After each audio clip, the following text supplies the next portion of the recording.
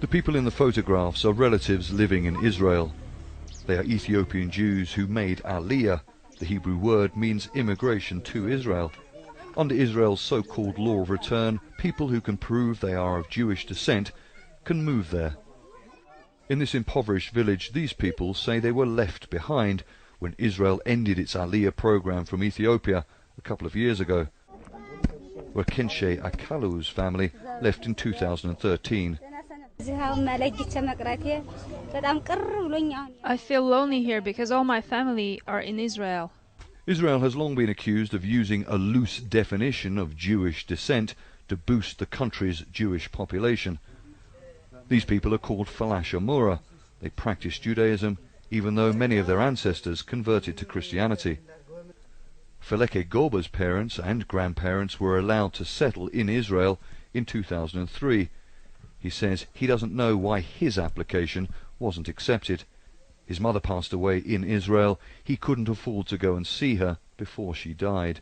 Now I hope I can go to Israel before my father dies, even just for one day. Israel ended its Aliyah program from Ethiopia in 2013 because, so it said, there were no more people here eligible under its law of return. But the mere fact there are many people here who have close family members, including parents and grandparents, who've already made the Aliyah and are living in Israel, suggests there are certain inconsistencies with the way that law is applied. According to Israel's Jewish agency, there are around 135,000 Ethiopian Jews living in Israel. Around 50,000 were born there. Life for Ethiopian immigrants to Israel is not always easy. These protests in Tel Aviv last year were sparked by allegations of police brutality against an Ethiopian Jew. Rights groups say the Ethiopian community in Israel has long suffered racism and discrimination. The Israeli government has announced it's setting a new criteria so that people in Ethiopia claiming Jewish descent can be reunited with their families in Israel. The Jewish agency, which helps organize the immigration of Jews to Israel, denies accusations that the government has applied the law of return arbitrarily when and how it sees fit.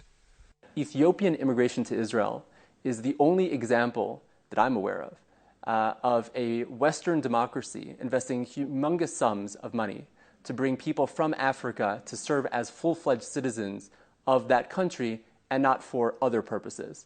And so I think that that really does speak to Israel's reason for existing, Israel's ideology of serving as a homeland for all Jews around the world. Many of these people pray for what they believe will be a better life in Israel, where they can see their loved ones again. Charles Stratford, Al Jazeera, Gondar, northern Ethiopia.